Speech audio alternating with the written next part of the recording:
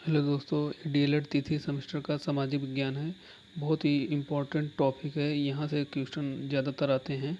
आपको थोड़ा बेसिक में केवल देखना है इसे। जैसे संसद क्या है? लोकसभा और राज्यसभा को ही संसद कहते हैं। अब संसद के बारे में थोड़ा जान लीजिए। कौन किया इसका उद्घाटन, को कहाँ से लाइन्स कब हुआ, ये सब थोड़ा जान लीजिए। देखिए, ये संसद भवन है।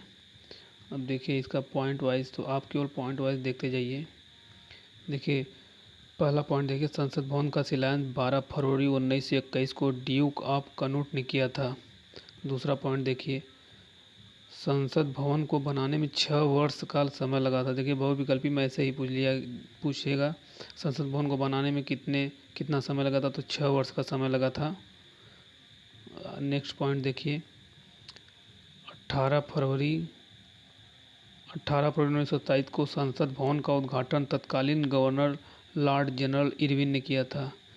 तो संसद भवन का जो उद्घाटन ये जनरल इरविन ने किया था 1927 में, ये आपको पता होना चाहिए। 1927 में 18 फरवरी 1927 को संसद भवन का उद्घाटन लॉर्ड जनरल इरविन ने किया था। नेक्स्ट पॉइंट देखिए,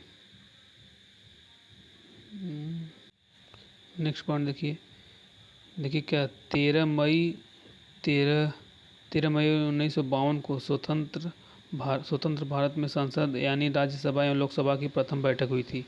जो संसद में पहली बैठक हुई थी 13 मई 1952 को हुई थी। आप लोग को पता है 26 नवंबर 1949 को संविधान का निर्माण हुआ था पूरा, और 13 मई 1952 को स्वतंत्र भारत में संसद यानी राज्यसभा एवं लोकसभा की प्रथम बैठक हुई थी। प्रथम बैठक आपको याद होना चाहिए, 13 मई 1952 को हुई थी। नेक्स्ट देखिए,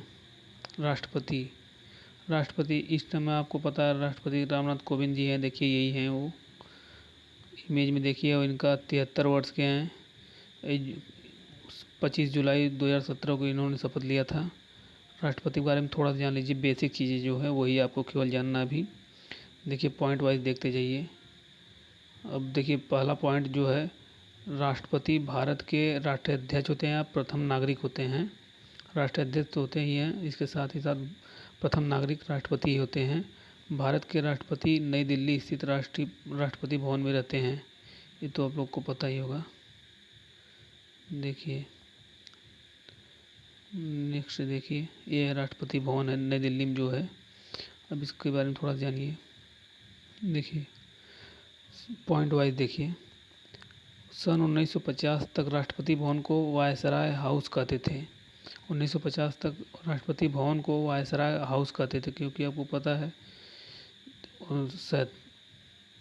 प्रथम बैठक 13 मई 1952 को हुई थी संसद भवन में, तब से इसका नाम चेंज हुआ था।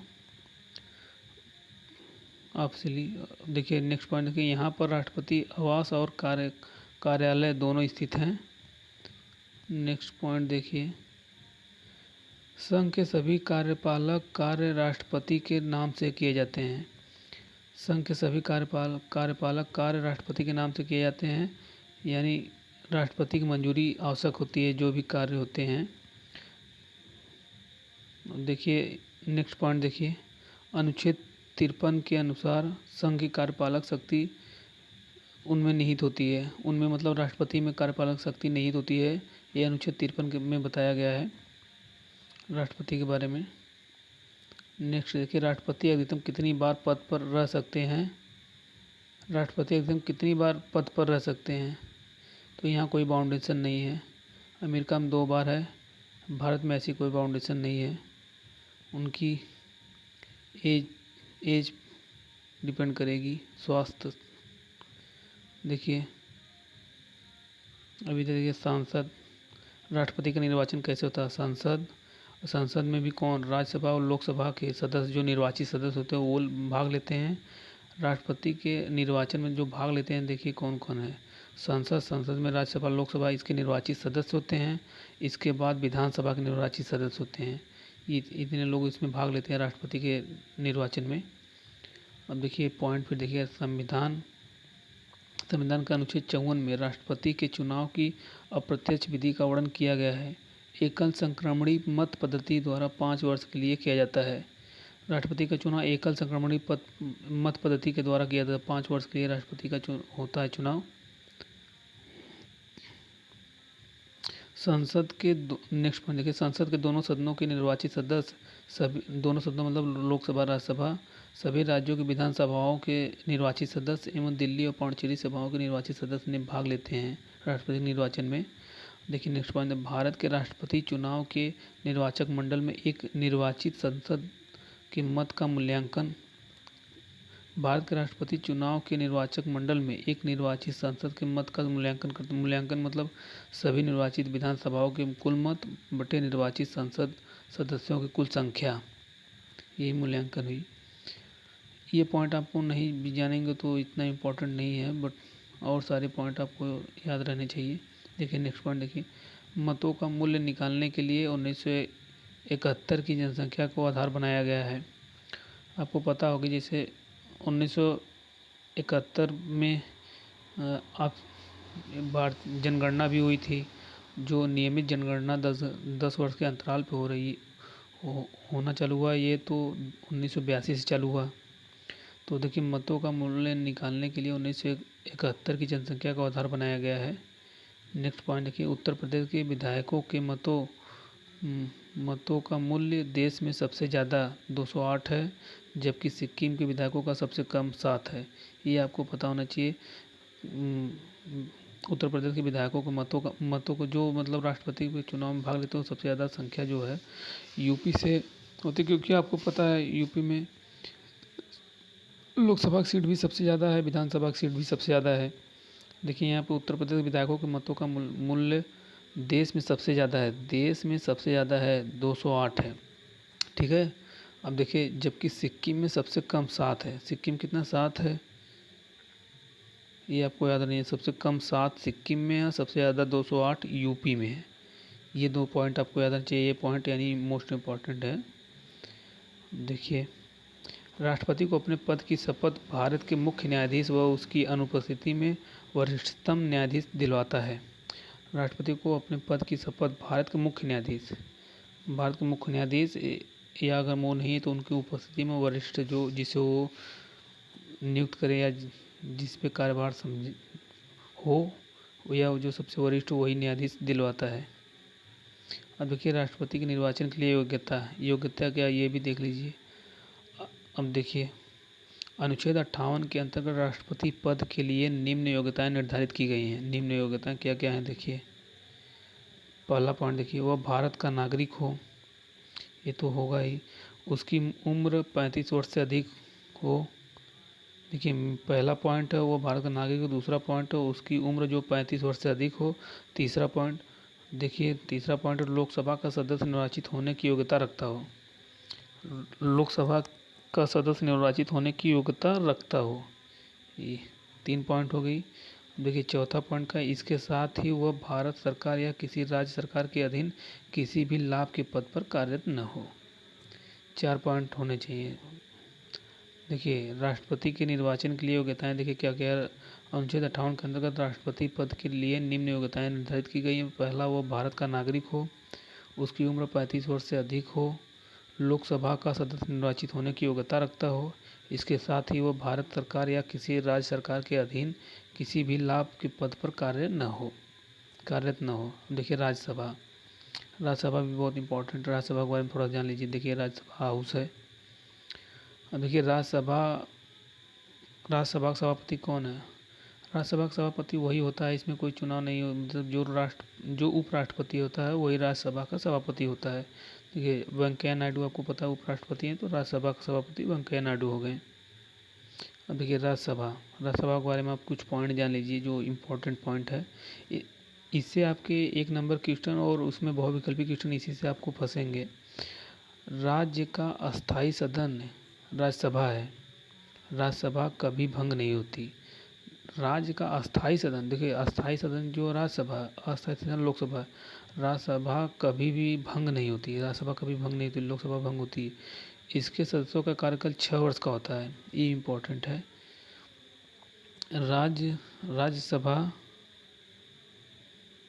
राज्यसभा देखिए ये इम्पोर्टेंट है।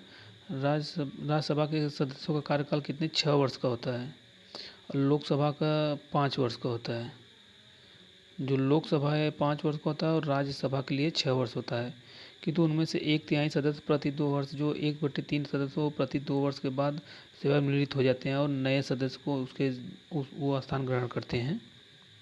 ये इम्पोर्टेंट पॉइंट है। देखिए ये मोस्ट इम्पोर्टेंट पॉइंट, ये आपको पता होना चाहिए। देखिए नेक्स्ट देखिए, राज्यसभा की कार्यवाही चलाने के लिए उसके कुल सदस्य संख्या का 10वां भाग उपस्थित होना चाहिए। यानी राज्यसभा की कार्यवाही तभी संचालित किया जा सकता है जब उसके कुल सदस्यों का 1/10 भाग उपस्थित हो वहाँ पे। अब देखिए, धन विधेयक को छोड़कर कोई भी विधेयक राज्यसभा में प्रस्तुत किया जा सकता है। राज्यसभा में धन विधेयक को छोड़कर कोई भी विधेयक हो उसे प्रस्तुत किया जा सकता है। राज्यसभा धन विधेयक को न तो स्वीकार कर सकती है और न ही उसमें कोई बदलाव कर सकती है। यानी धन विधेयक के मामले में राज्यसभा साइलेंट है, बाकी कोई भी विधेयक हो तो उसे प्रस्तुत किया जा सकता है। राज्यसभा धन विधेयक को न तो स्वीकार कर सकती है और न ही उसमें कोई बदलाव कर सकती है। धन विधेयक को छोड़कर कोई भी विधेयक राज्यसभा में प्रस्तुत किया जा सकता है। देखिए, धन विधेयक को छोड़कर कोई भी विधेयक राज्यसभा में प्रस्तुत किया जा सकता है, ये आपको इतना पता होना चाहिए। देखिए नेक्स्ट पॉइंट देखिए, भारत का उपराष्ट्रपति राज्यसभा का पदेन सभापति होता है। जैसे अभी आप देखें ना, उपराष्ट्रपति राज्यसभा का पदेन सभापति होता है। जब वेंकैया नायडू है ना, अभी आप देखें, राज्यसभा अपने सदस्यों में से किसी सदस्य को उपसभापति चुनती है। राज्यसभा में जितने सदस्य होते हैं, जैसे अब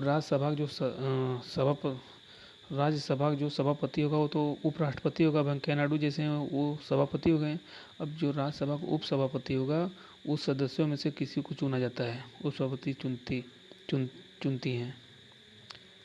एक बार देख लीजिए, कंफ्यूज नहीं हुई ना। भारत के जो राज्यसभा के सभापति होंगे वो उपराष्ट्रपति ही होंगे और जो उपसभापति होंगे उनको उस सदस्यों में से चुना जाएगा, राज्यसभा के सदस्यों में से चुना जाएगा। देखिए, राज्यसभा अपने सदस्यों में से किसी सदस्य को उपसभापति चुनती है। सभापति तो उपराष्ट्रपति ही होगा। पात्रता देखिए, मतलब क्या होगा कि योग्यता है, संविधान के अनुच्छेद 84 में संसद की सदस्यता के लिए अर्हताएं निर्धारित की गई हैं। संसद के लिए जो मतलब क्या नियम और अर्हताएं हैं वो 84 में दिया गया। देखिए पहले पॉइंट वाइज देखिए, इतने अच्छे से पॉइंट बनाया गया है। अब पॉइंट पे केंद्रित, उसे भारत का नागरिक होना चाहिए, तो आपको पता उसे कम से कम 30 वर्ष की आयु का होना चाहिए। देखिए यहाँ पे देखिए, राज्यसभा के लिए 30 वर्ष, एक मिनट रुक जाइए। देखिए, राज्यसभा के लिए 30 वर्ष है और लोकसभा के लिए 25 वर्ष। उसे कम से कम 30 वर्ष की आयु का होना चाहिए। राज्यसभा का सदस्य तो 30 वर्ष होगा, अगर मैं लोकसभा का सदस्य तो उसे 25 वर्ष होगा, उसकी आयु होनी चाहिए। मतलब उसके पास ऐसी अन्य अर्हताएं होनी चाहिए जो संसद द्वारा बनाई गई किसी विधि द्वारा या उसके अधीन इस निमित्त विहित की जाए। उसके पास ऐसी अन्य अर्हताएं होनी चाहिए, मतलब जो संसद द्वारा बनाई गई किसी विधि द्वारा या उसके अधीन इस निर्मित विहित की जाए। देखिए नेक्स्ट पॉइंट, राज्यसभा को प्राप्त 2 विशेष अधिकार। राज्यसभा को कौन से 2 विशेष अधिकार, वैसे बहुत अधिकार हैं लेकिन जो विशेष अधिकार हैं वो कौन कौन से देख लीजिए। पहला देखिए, अनुच्छेद 249 के अंतर्गत राज्यसभा को यह अधिकार प्राप्त है कि वह उपस्थित और मतदान में भाग लेने वाले सदस्यों के 2/3 बहुमत से राज्य सूची के किसी विषय को राष्ट्रीय महत्व के विषय का दर्जा दे सकती है। इसके पश्चात संसद इस पर कानून बना सकती है। मतलब देखिए, अनुच्छेद 249 के अंतर्गत राज्यसभा को यह अधिकार प्राप्त है कि वह उपस्थित और मतदान में भाग लेने वाले सदस्यों के, जो राज्यसभा में सदस्य भाग लेते हैं, 2/3 बहुमत से राज्य सूची के किसी भी विषय को राष्ट्रीय महत्व के विषय का दर्जा दे सकती है। इसके लिए उसको क्या करना होगा कि 2/3 उसके जो सदस्य हो उसको मतलब पारित करें, महत्व का विषय का दर्जा दे सकती है। इसके पश्चात संसद इस पर कानून बना सकती है। जब ये लोग पारित कर देंगे तो संसद इस पर कानून बना सकती है। और दूसरा विशेष अधिकार देखिए, अनुच्छेद 312 आपको दे 312 अनुच्छेद 312 के अंतर्गत राज्यसभा अपने 2/3 बहुमत से प्रस्ताव पारित कर नई अखिल भारतीय सेवाएं स्थापित करने का अधिकार केंद्र सरकार को दे सकती है। बस इसके दोनों कानून के बारे में आपको ये पता होना चाहिए। देखिए अनुच्छेद 349, ये आपसे बहुविकल्पी में पूछ सकता है। अनुच्छेद 349 जो है राज्यसभा के विशेषाधिकार, पहला विशेषाधिकार जो ये है, इससे क्या है कि उसके सदस्य बहुमत पारित कराकर किसी भी चीज़ को राष्ट्रीय सूची में वो ला सकते हैं, राष्ट्रीय महत्व के विषय का दर्जा दे सकते हैं। और दूसरा है अनुच्छेद 312, ये भी राज्यसभा का दूसरा सबसे विशेष पॉइंट है। विशेषाधिकार तो इसके कई ठहरा राज्यसभा के, लेकिन दो इम्पोर्टेंट विशेषाधिकार हैं। 312 के तहत देखिए क्या होता है कि अंतर्गत राज्यसभा अपने 2/3 बहुमत से प्रस्ताव पारित कर नई अखिल भारतीय सेवाएं स्थापित करने का अधिकार केंद्र सरकार को दे सकती है। अब देखिए राज्यसभा हो गया, संसद हो गया, राज्यसभा हो गया, देखिए लोकसभा। लोकसभा में देखिए क्या है, लोकसभा देखिए ये है लोकसभा। अब देखिए लोकसभा स्पीकर, देखिए लोकसभा स्पीकर ओम बिरला हैं, इस समय ओम बिरला ही हैं। अब देखिए लोकसभा के बारे में पॉइंट, मेन जो पॉइंट है उसके बारे में थोड़ा सा देखिए। ये मेन पॉइंट है जो देखिए, भारतीय संसद का निचला सदन है। निचला सदन देखिए एक चीज़ आपको पता होना चाहिए, जो निचला सदन है इसको लोकसभा को निचला सदन बोलते हैं। निचला सदन लोकसभा को निचला सदन बोलते हैं। और उच्च जो सदन हो वो राज्यसभा को बोलते हैं, राज्यसभा को। देखिए भारतीय संसद का निचला सदन लोकसभा को निचला सदन बोलते हैं और राज्यसभा को उच्च सदन बोलते हैं। लोकसभा वयस्क मताधिकार के आधार पर चुने हुए प्रतिनिधियों से गठित होती है। लोकसभा वयस्क मताधिकार के आधार पर चुने हुए प्रतिनिधियों से गठित होती है। अब देखिए चुने हुए प्रतिनिधियों मतलब जैसे लोकसभा सांसद के चुनाव नहीं जानते हैं, तो वही सब उसके सदस्य, इसी से लोकसभा गठित होती है।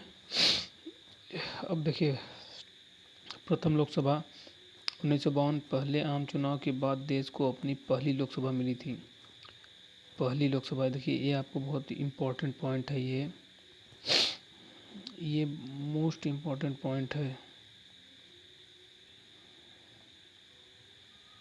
देखिए ये मोस्ट इम्पोर्टेंट पॉइंट है कि प्रथम लोकसभा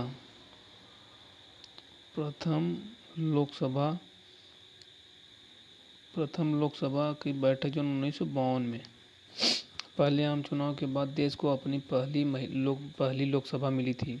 पहली लोकसभा की ऐसे पूछ लेगा पहली लोकसभा की बैठक कभी थी, तो 1952 में। ये पॉइंट आपको याद होना चाहिए, मोस्ट इम्पॉर्टेंट पॉइंट है। प्रथम लोकसभा 1952, पहले आम चुनाव के बाद देश को पहली लोकसभा मिली थी। दूसरा पॉइंट देखिए, कोई सदस्य सदन की अनुमति के बिना 60 दिन की अवधि से अधिक समय के लिए संसद में अनुपस्थित रहता है तो सदन उसकी सदस्यता समाप्त कर सकती है। यानी लोकसभा के कोई भी सदस्य है अगर 2 महीने से ज़्यादा बिना बताए या बिना नोटिस के गायब रहता है तो उसकी सदस्यता को निरस्त किया जा सकता है। ये पॉइंट भी इम्पोर्टेंट है आपके लिए। देखिए नेक्स्ट पॉइंट देखिए, राष्ट्रपति लोकसभा के अधिवेशन बुलाता है और स्थगित करता है। तो पता ही है राष्ट्रपति लोकसभा के अधिवेशन को बुलाता है और निरस्त करता है। अब देखिए इनकी अर्हताएँ क्या है, वह भारत का नागरिक हो, ये तो पता है। अभी देखिए यहाँ दे दिया, ये इम्पोर्टेंट पॉइंट है। उसकी आयु जो 25 वर्ष की आयु पूरा कर चुका है। लोकसभा के लिए 25 वर्ष है, राज्यसभा के लिए 30 वर्ष है। देखिए लोकसभा के लिए 25 वर्ष है और राज्यसभा के लिए 30 वर्ष है, ये आपको पता होना चाहिए।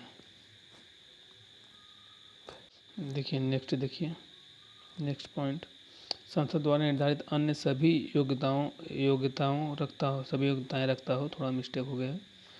भारत सरकार अथवा राज्य सरकार के अधीन किसी लाभ के पद पर आसीन न हो, सॉरी यार, भारत सरकार अथवा राज्य सरकार के अधीन किसी लाभ के पद पर आसीन न हो। देखिए किसी न्यायालय ने पागल करार या दिवालिया घोषित न कर दिया हो, यह लोकसभा के लिए सदस्य के लिए आवश्यकता पॉइंट थी। देखिए लोकसभा की विशेष शक्तियाँ, राज्यसभा की देखिए विशेष शक्तियाँ दो ही थी। अब वैसे कई रहती जो विशेष दो ही इम्पोर्टेंट शक्तियाँ थी, अनुच्छेद 349 और अनुच्छेद 312। अब देखिए लोकसभा में इम्पोर्टेंट कौन से हैं इनकी शक्तियाँ। देखिए पहला पॉइंट देखिए, पहले में क्या कह रहा है, मंत्रिपरिषद केवल लोकसभा के प्रति उत्तरदायी होगी। ये देखेंगे मंत्रिपरिषद जो केवल लोकसभा के प्रति उत्तरदायी होगी। ये बहुत ही इम्पोर्टेंट पॉइंट है, ये बार बार पूछता है। आपको पता होना चाहिए मंत्रिपरिषद किसके प्रति उत्तरदायी होती है, तो आपको पता होना चाहिए लोकसभा के प्रति उत्तरदायी होती है। देखिए नेक्स्ट पॉइंट, अविश्वास प्रस्ताव सरकार के विरुद्ध केवल यही लाया जा सकता है। जो सरकार के विरुद्ध अविश्वास प्रस्ताव लाया जाता है वो लोकसभा में ही लाया जा सकता है, यही लाया जा सकता है। देखिए हम नेक्स्ट पॉइंट देखिए, धन बिल पारित करने में यह निर्णायक सदन है। धन बिल पारित करने में यह निर्णायक सदन है। धन विधेयक में राष्ट्रीय आपातकाल को जारी रखने वाला प्रस्ताव केवल लोकसभा में लाया और पास किया जा सकता है। ये इम्पोर्टेंट पॉइंट है अपने बहुत। राष्ट्रीय आपातकाल को जारी रखने वाला प्रस्ताव, जैसे राष्ट्रीय आपातकाल जारी रखेगा तो उसके लिए प्रस्ताव जो होता है वो केवल लोकसभा में लाया और पास किया जा सकता है, राज्यसभा में नहीं। देखिए धन बिल पारित करने में यह निर्णायक सदन है। राष्ट्रीय आपातकाल को जारी रखने और प्रस्ताव केवल लोकसभा में लाया और पास किया जा सकता है, ये हो गया।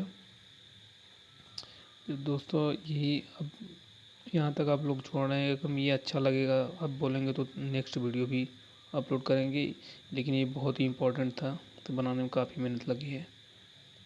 धन्यवाद।